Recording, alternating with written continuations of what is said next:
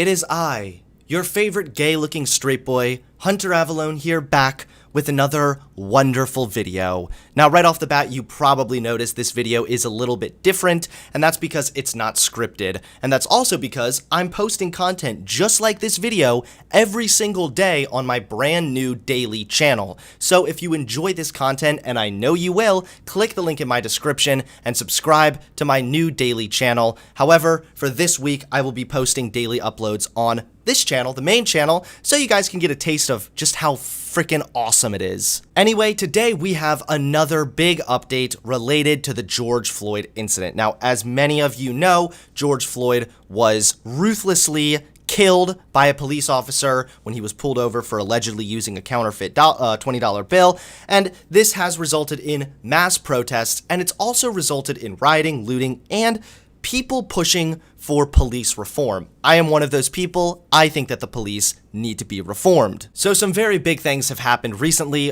For one, they had a huge funeral for George Floyd. Plenty of people showed up to pay respects. It was just really, really tragic. It was very sad. Al Sharpton, who is kind of a race baiter and a loser who benefits financially from racism, spoke at the event, at the funeral, so not too pleased about that. But George Floyd's brother also spoke before Congress, where he gave a really powerful testimony. In this video, he described the tragedy and the heartbreak of George Floyd's children watching the video of the cops brutally murdering him. So it's just really upsetting, really disturbing stuff. The Democrats also paid respect to George Floyd by kneeling and wearing what appears to be some kind of an African garb. This whole thing does not look fair at all. Like, why the fuck are the Democrats allowed to cultural appropriate? I can't even so much as step outside to go get the mail dressed as my blackface Mexican character without getting screamed at and canceled on Twitter. So why the fuck are the Democrats allowed to cultural appropriate? And even more so, like, where do you get this shit, Nancy Pelosi? Did you stop off at a Walmart and pick this up, or did you pay some starving African kid 25 cents and a grain of rice to make you one? I don't know, this whole thing, it's a little cringy. Like, you don't need to make a big performance out of it. However, the Democrats, surprisingly, did manage to do something that I actually kind of agree with, and that is they unveiled a police reform bill. The 134-page bill, called the Justice in Policing Act of 2020, would make it easier to prosecute officers for misconduct while banning chokeholds and addressing racism. And I actually am somewhat in agreement with this. Now, it is the Democrats, and as we all know, anytime someone tries to pass anything in Congress, they usually try to sneak some other bullshit in there. So I'm sure there's bad things with this bill as well. However, what I'm seeing here, this small little bit, it looks pretty good. I mean, it's literally a fact that officers need to be prosecuted more often for misconduct. Right now, there are statistics showing that officers are half as likely to be prosecuted and convicted compared to civilians. And then banning chokeholds and addressing racism. I don't think all cops individually are like these raging racists that want to go kill black people. I just think that the police system incentivizes racist behavior even when it's not necessarily intentional on the officer's part. So this is definitely some interesting news, but the biggest news, this just happened a matter of hours ago. Fired Minneapolis officer Thomas Lane released on bond. Lane is one of 3 former MPD officers charged with aiding and abetting murder and manslaughter in the death of George Floyd. So this fired Minneapolis officer has been released on bond, which just once again reaffirms why I fucking hate the bond system. It literally just prioritizes liberty based on wealth. It's really ridiculous, but this guy has been let out. Here are some details about it. Jail records showed Lane was released around 4 p.m. Wednesday on bond with conditional release. I believe he was let off on a $750,000 bond. So I'm not sure how this guy came by that kind of money, but somehow he did, and now he has been released on bond with conditions. Some of these conditions include giving up your firearm. He's no longer allowed to work with law enforcement, you know, things along those lines.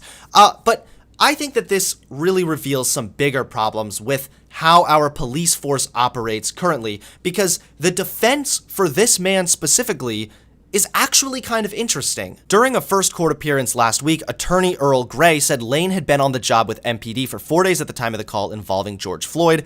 Gray described how Lane held down Floyd's leg so he wouldn't kick, and twice asked Chauvin, his training officer, if they should turn Floyd over. What is my client supposed to do but follow what the training officer said? They also said that Lane later joined Floyd in an ambulance and performed CPR on him. He did everything he was supposed to do as a police officer, Gray insisted. What was he supposed to do? Let go of his feet and go grab Chauvin and shove him off?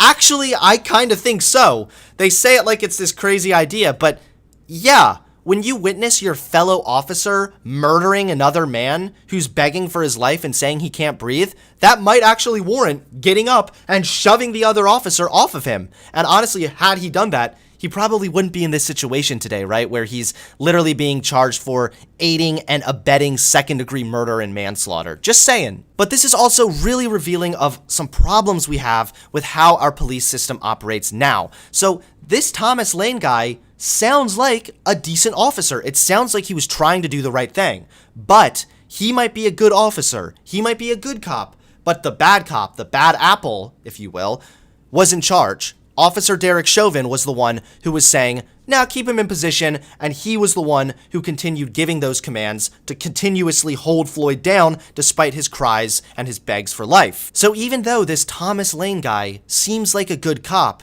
he fell victim to and was even more so being commanded by a bad cop. And that's one of the many problems with how our police system operates today. Good cops have to follow orders from the bad cops. And before you know it, you might be a good cop. Your reasoning for being a cop maybe your heart was really telling you wanted to protect people or something, but next thing you know, you're following the orders of a bad psychopathic cop like Derek Chauvin. Derek Chauvin, who's had multiple accusations over the long time that he's been in the police force. He has countless complaints against him, but this guy was still allowed to remain on the police force, and even more so, he was in a position where he was giving orders to other police officers.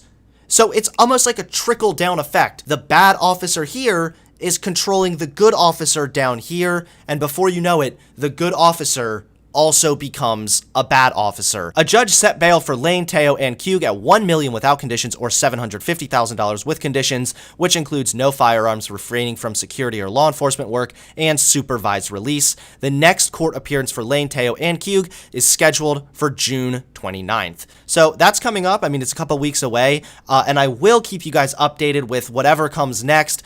Hopefully, we just continue going through this process and peacefully obtaining justice for George Floyd. I do think that all of the officers involved should face some form of consequences. However, what this guy Thomas Lane did, it does sound like he was following the proper steps that an officer was supposed to do. So maybe, I don't know if the charges will be dropped against him entirely or if maybe he'll receive a lighter sentence. I kind of think he should still receive some form of consequences because he didn't act entirely appropriately the way he could have and should have. So we'll just see what happens. Either way, this is looking good. It's looking like we're on our way for justice for George Floyd. But just stay safe out there, guys. Thank you guys for tuning in to this quick update. And again, if you enjoyed this video, click the subscribe button and subscribe to my new daily channel where I post videos just like this one every single day. Thanks, guys, for tuning in. Give this video a like, comment below, and subscribe to the channel. And let's all continue not only fighting for justice for George Floyd, but pushing for real and legitimate police reform. It's what we all need, and it will greatly benefit Americans. All right, I'm very passionate about this. Thank you. Thanks for coming to my TED Talk. See you all soon. Peace.